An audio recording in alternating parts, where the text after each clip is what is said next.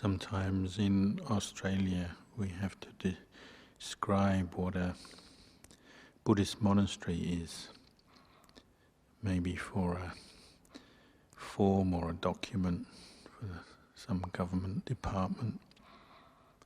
So sometimes they describe it as a place for the study and practice of meditation.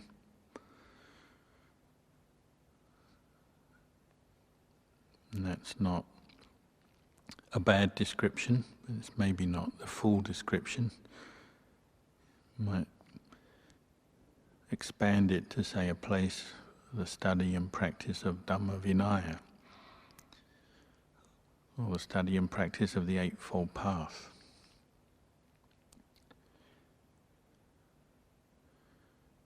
The Buddha always praised those who are willing to learn, to gain knowledge. When describing humans, and particularly men, he said, men tend to, as they get older, they get larger, they bulk up.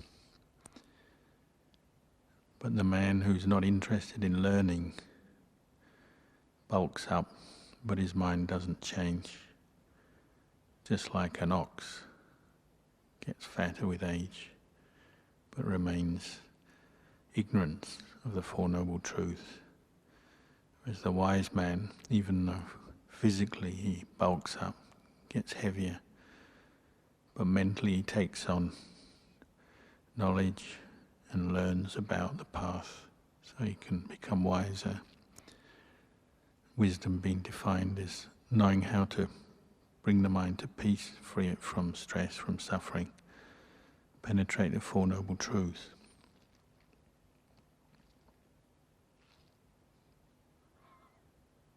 In forest monasteries, even though we have many books and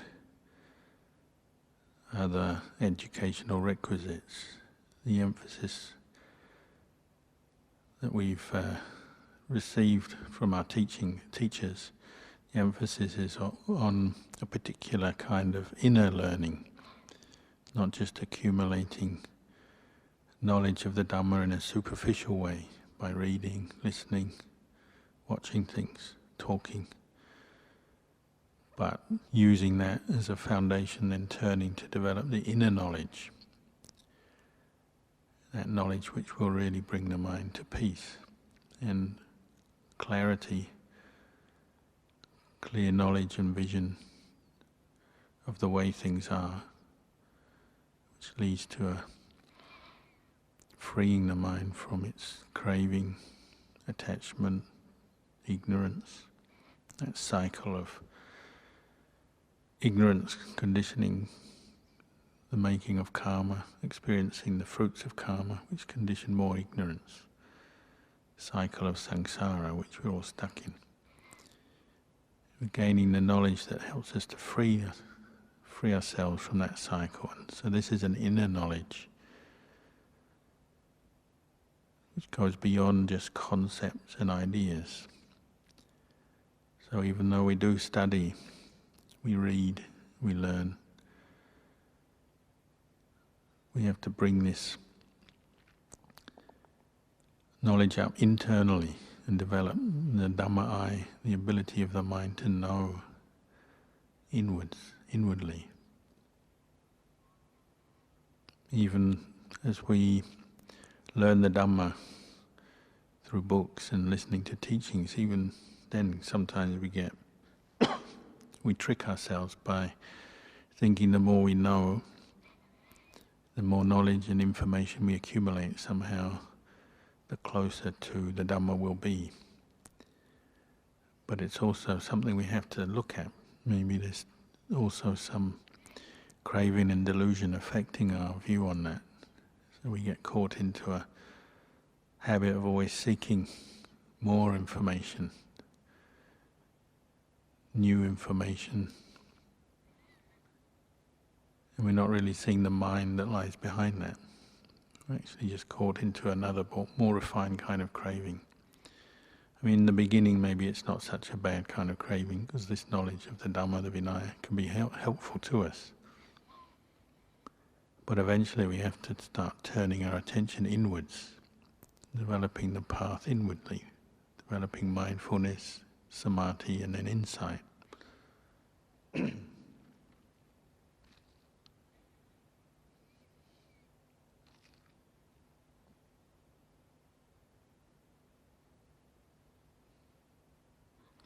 In the forest monasteries, we learn, particularly in the beginning, we learn through the presence of other Sangha members, and particularly through a teacher. We have an Acharya. This is the way Ajahn Man taught, the way Ajahn Chah taught, Ajahn Anan. And you'll find this model throughout the forest monasteries. That's because not only are we picking up information from the teacher, but we're also gaining through example and through the Sangha as a whole. Much of our learning isn't just remembering words, concepts, ideas, but it's also seeing Dhamma Vinaya in practice, the training in practice, following other bhikkhus.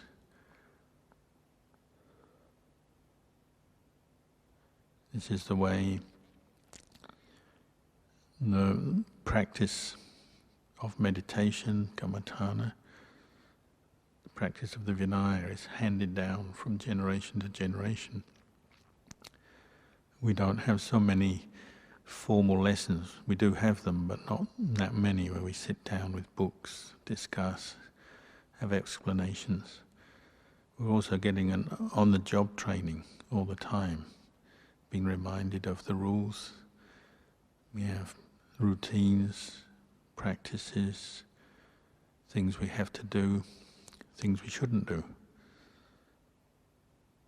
And this is accumulating an inner kind of awareness coming through the practice of restraint and composure that's required to, if we keep the Vinaya and follow the Vinaya and the rules of training, follow the routines, you're developing an inner awareness that's guiding you, and that takes the mind beyond just concepts, information. It's also just knowing yourself from moment to moment, that very special quality that is hard to pinpoint when you talk about it, but it's something that comes up the more you practice. So the forest monasteries, they emphasize learning to surrender. They say surrender to the Vinaya, surrender to the monastic form, the training rules, the routines, the particular practices. Surrender to the Sangha, the Vinaya, the hierarchy. Surrender to the teacher. It's something Ajahn Chah emphasized over and over again. He had many disciples, many of them became teachers in their own right, with their own monasteries. And monks who had gone to live or ordain with Ajahn Chah, from time to time they're sent off to branch monasteries. And often the teacher was not what they thought of as their ideal teacher in the picture they had in their mind of an ideal teacher, which might have been something more like Ajahn Chah. Maybe the other teacher wasn't quite like that, but Ajahn Chah said you still learn from that experience. You might not agree with everything they say or their character, like everything about their character, but this process of giving up and learning on the job from a teacher, you can gain much wherever you are, whatever the teacher is, as long as they're keeping the Vinaya and they're encouraging you in the practice in the right way. You still learn from that experience. You learn to transcend some of your own prejudices and attachments that maybe you brought into the robes from the lay life. You learn to bring your mind up to another level where you're not just always judging and following your preferences as far as teachers and monasteries and routines go. And in terms of actual learning, you gain very powerful impressions on your mind from living with practitioners who have practiced longer than you. Even if you don't feel they're the most enlightened teacher or the wisest, they don't say wise sayings, or they don't do heroic feats of asceticism or something, but just the impressions you get from living with fellow Sangha members and teachers last with you for a lifetime, and they're constantly conditioning your citta, hopefully in a very good way, certainly in a very unique way, in a way that you can't get out in the lay life, where the standards of sila, mindfulness and wisdom are much, much different, varied, unreliable.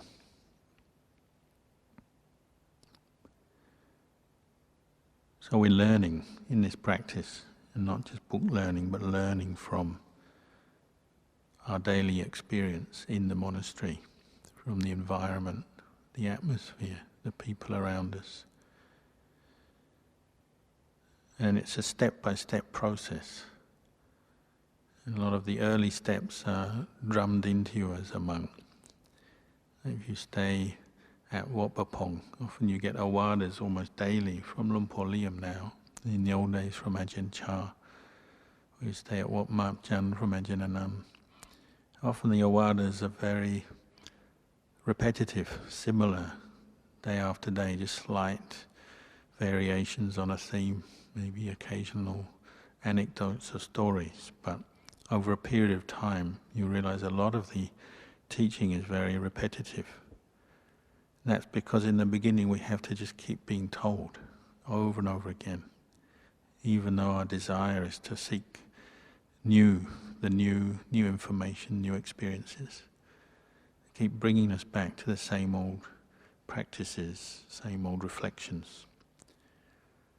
And it's because when we begin our practice, our mind is very wild, scattered, stubborn. It hasn't been trained previously very much in the lay life, certainly not on a refined level, as you would find in a monastery. So there's a purpose to this. The method of training, a lot of repetition, a lot of emphasis on just basic practices, basic principles of practice. And there's a purpose to that. And like in the time of the Buddha, somebody asked him about how he trains the monks. They said, "You're considered the foremost trainer of monks in the world. You're world class. How do you do it?" And there's this elephant trainer there. He said, "Well, how do you train your elephants?" He said, "Well, when we first get them from the forest, they're still very wild. We have to use quite strict methods with them and a lot of discipline. You can't, when you get a new elephant from the forest, you can't start putting people on its back and having it transport people around town. It won't work. They'll just go wild and throw the people off. It's a step-by-step gradual training. First of all, you might have to starve the elephant a bit so it calms down, loses a bit of energy, then it becomes more humble, more willing to listen and follow the instructions of the elephant trainer. Sometimes you have to poke it with a stick or a rod. But little by little you work through the coarser reactions and behavior of the elephant. It starts to calm down. Then you might just be able to use a few sharp words or reminders. Eventually very calm words. It just understands the language of the tamer. It gets its food and it can move from picking up heavy objects like logs, dragging things, to actually picking a person up on its trunk, put it on its back. But it's a gradual training. And the Buddha said, "What do you do with an elephant that can't be trained? Do you have any?" He said, "Yeah, sometimes they're so wild, so stubborn, we can't train them. We just take them away and kill them. There's nothing else we can do with them." And the Buddha said, "Yeah, I also sometimes kill the monks," meaning he also trains them in a gradual way, training them in the Vinaya rules, the practice of mindfulness, meditation. But then there's some monks that are just so stubborn, so opinionated, whatever, that he can't teach them. So he says he kills them. The way the Buddha kills them is he just stops teaching them, ignores them, because he's not going to waste his breath, waste his effort on somebody who won't listen. This gives us an example or idea of how the Buddha was seeing this training, the training in Dhamma Vinaya. It's a gradual process. You have no choice, but we have to work first of all with our more coarse defilements. So in the beginning, in a forest monastery, you're always being reminded to practice restraint, restraint in the use of the requisites, composure, mindfulness of speech, mindfulness of how you come and go, just how you move around the monastery. Practice restraint in how much you sleep, so you're getting up early for a morning meeting or staying up late for an evening meeting. These practices are repeated over and over again as a way, an opportunity to bring up more effort, more mindfulness, more self-awareness, but then also to shed coarser habits that we may have picked up along the way since we were born, since we lived in the world. Often the teaching is very direct, but also the themes are often very easy to understand, but the difficult part is the application. So like, say, moderation in the use of requisites. We learn to practice contentment with what we've got.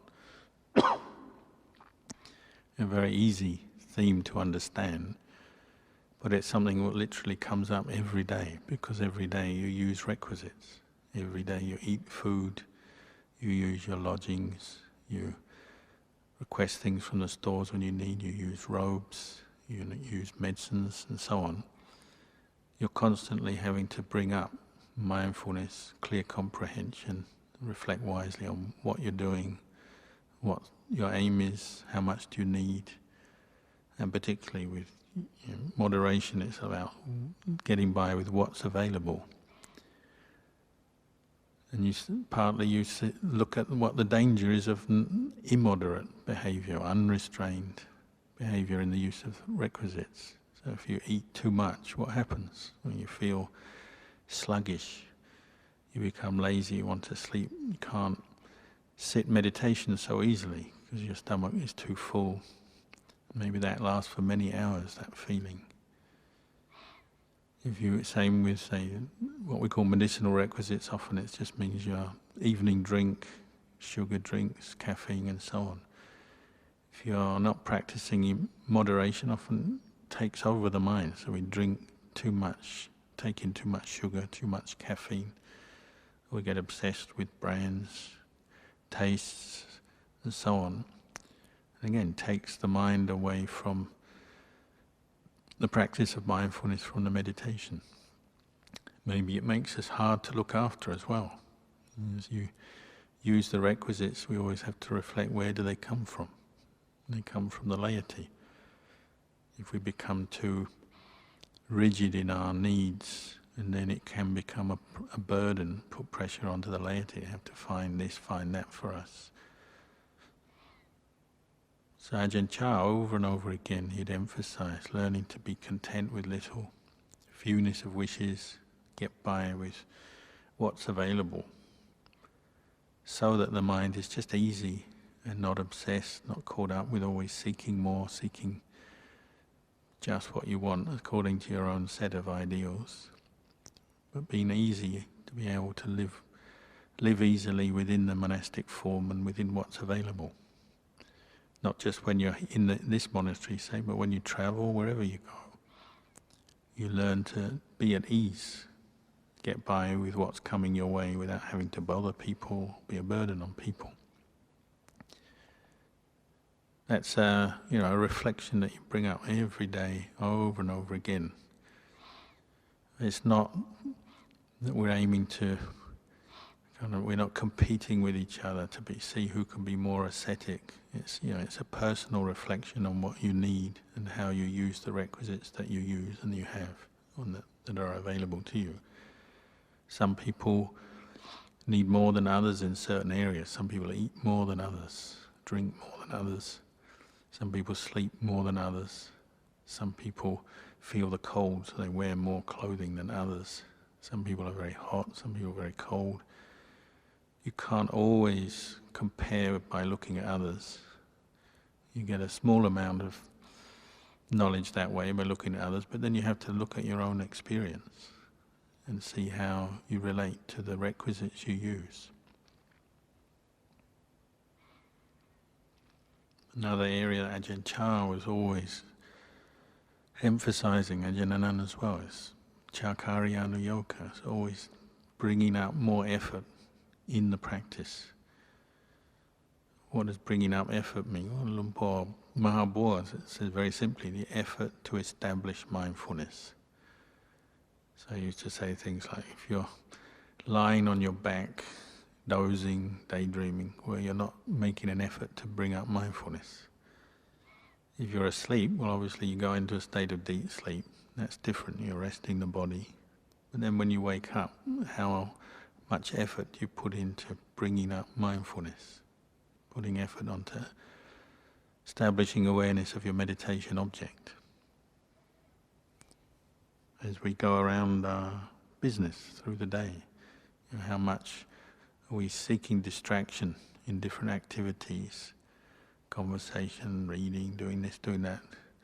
How much attention we put on bringing up effort to bring attention to our meditation object. Again, it's a basic practice, so part of the mind resists, doesn't want to be told, or get up early in the morning, stay up late, sit when they sit, walk when they walk, work when they work. Part of the mind doesn't like that. But if you appreciate the way the training works, little by little the moments of mindfulness improve, they join up, become more continuous, and then the sense of resistance or different reactions we have, the emotions and different states of mind that come up and are less bothersome. We see them arise, but we see them pass away through the practice. And we become tougher in our practice, more enduring, more resilient, because of the result of the practice.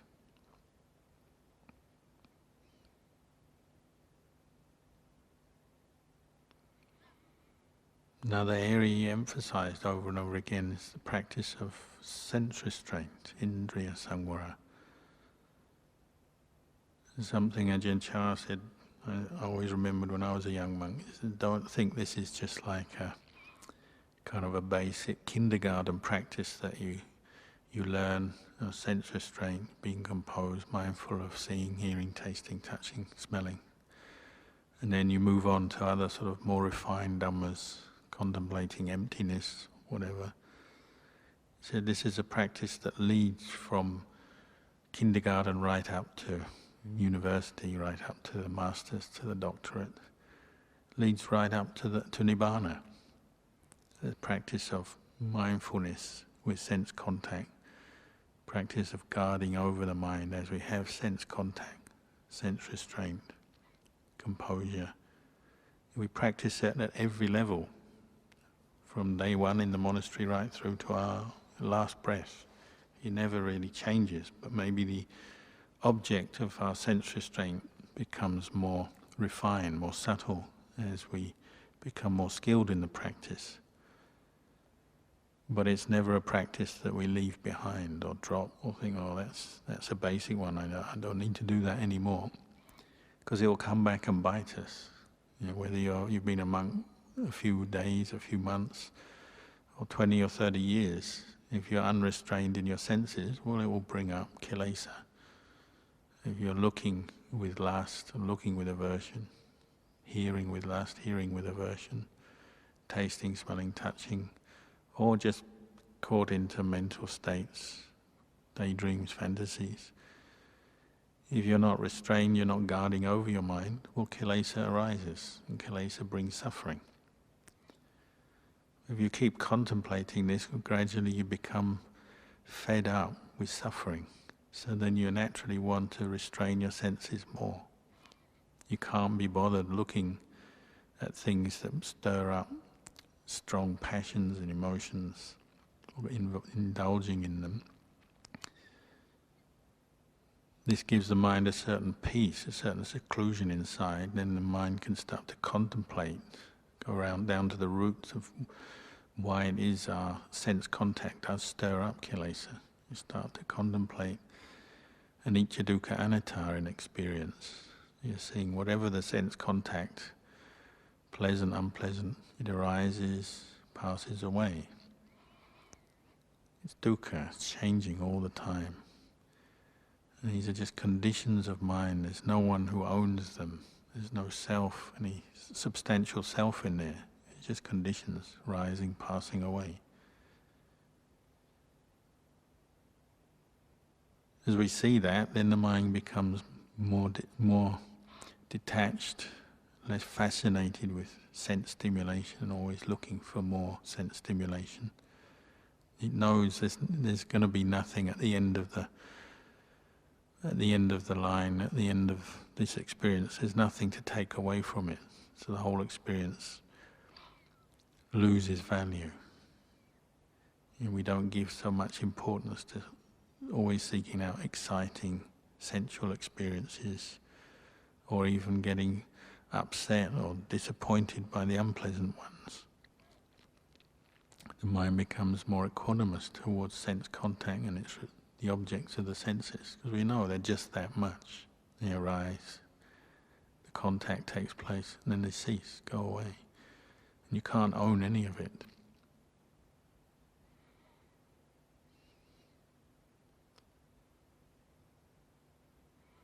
In the beginning, it's a more basic practice. Sense restraint is maybe just learning to look away when you want to look, learning to guard the desire to eat or indulge more when you're faced with nice food or nice drinks, and so on. The way you walk, the way you sit, the way you talk. One who's restrained, doesn't run around wildly or talk in an excited way wildly, or guffaw when they laugh. You might chuckle or smile, but don't indulge in extreme moods. In the beginning, it's just a sort of a basic practice like that, but the more you practice it, then you become more refined in your practice of sense restraint. And just little mood changes you pick up. Other people's mood changes you pick up. You see someone, something happens, they fall into a bad mood, you just watch.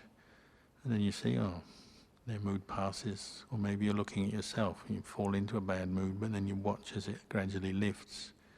The mind returns to a sense of normality. Ajahn said your aim really with the practice of sense restraint, whether it's on the coarse level or the more refined level, is just developing a sense of normality of mind. It feels normal, feels at ease, feels normal. When we lose our restraint, it becomes abnormal, unnatural. We get excited. We get high with stimulation, with pleasure, with pleasant objects. We become down, disappointed, depressed, angry, with unpleasant sense contact, sense objects. With sense restraint, we're maintaining that sense of evenness of mind, the normality of the mind, whatever's going on, whatever the experience around us.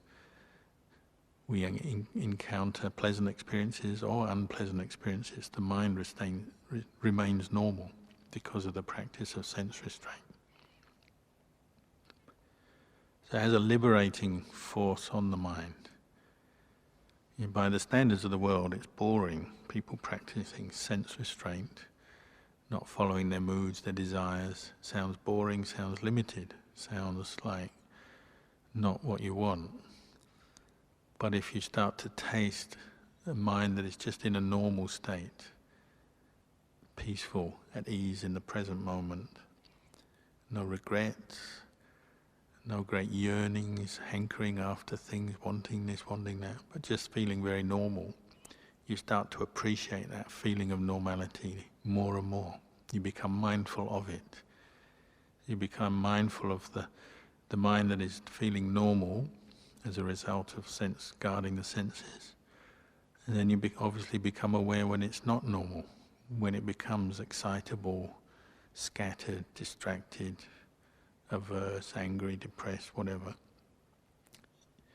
You start to compare, and under the light of wisdom, mindfulness and wisdom reflecting, the state of mind that is normal becomes the most attractive thing. All the other movements and moods that the mind throws up are less attractive because they're intoxicating, they're deluding, and they lead to suffering. So quite naturally the mind starts to throw them out, give them up, abandon them. As sense restraint becomes more refined, the sense of mindfulness guarding over the mind becomes more continuous, more refined, and it's not such a big effort to let go of kilesa. Sure, there's still kilesa there, still arising, and the causes and conditions for kilesa to arise are still there. Sense of self may be there, but it's becoming more subtle. And the more coarse kilesas, it's just natural to let them go. You don't want lust in the mind. You don't want anger. So if it arises, you quickly want to just let it go. And the mind itself will just let go through the presence of mindfulness, wisdom, reflecting correctly, correcting wisely, reflecting wisely on the experience. This sense of normalcy becomes more prominent.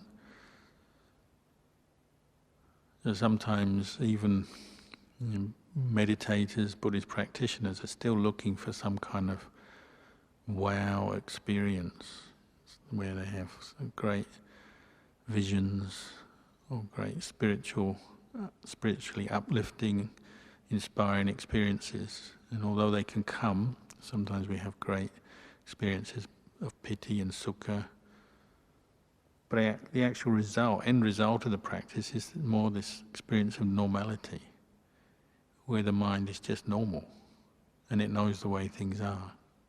It experiences something pleasant, it knows, oh, it's just pleasant, it's just like that.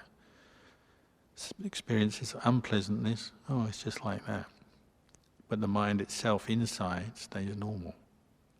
It knows these things are impermanent. If you grab onto them, you suffer. You can't own them anyway, so you just let them go.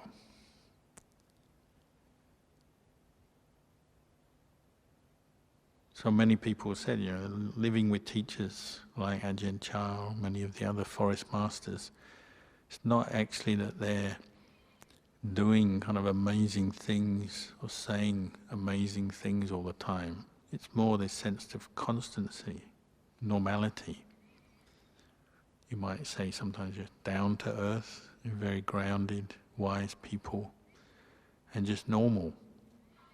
But not normal in the sense of the world, according to the fashions of the world and the standards of, the changing standards of culture and society. So it's not normal in the sense of getting angry about certain issues and getting angry about the injustices of the world, or getting very excited and passionate about certain things.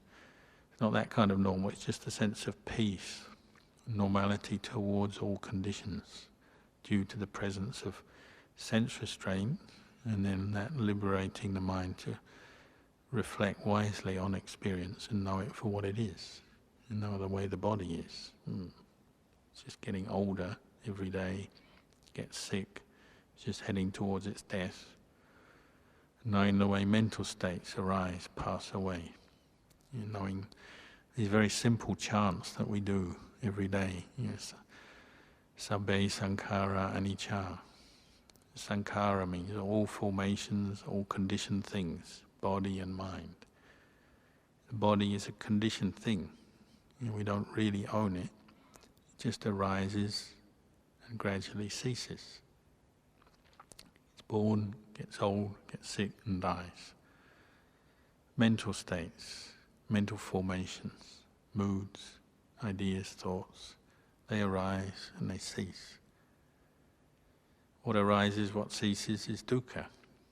If you grab onto it, it's just dukkha, and it causes suffering, chasing after things that don't last, holding on to them, identifying with them. And we can't own any of it, can't have any of it. So the mind of the Arya, and they see these Dhamma teachings just quite naturally, quite normally. It's quite normal for them just to see impermanence. It arises, passes away. So there's no suffering in the mind. The mind is peaceful.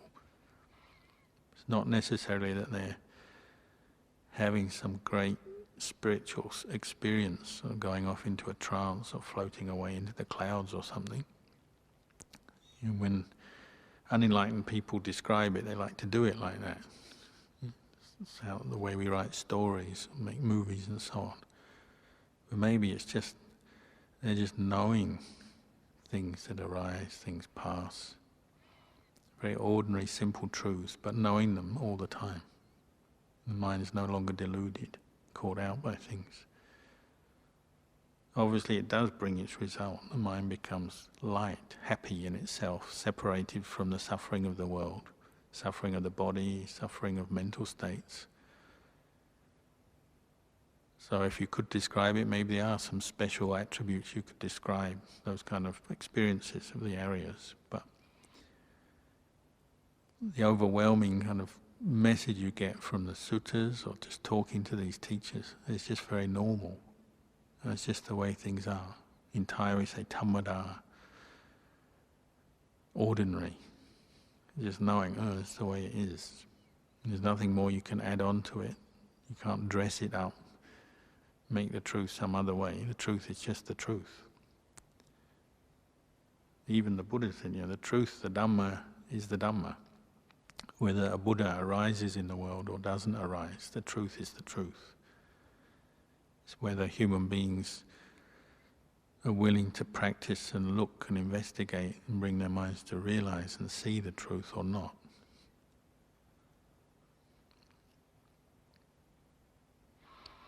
So I'll leave you with these reflections tonight, and we can carry on practicing till evening chanting 11:30.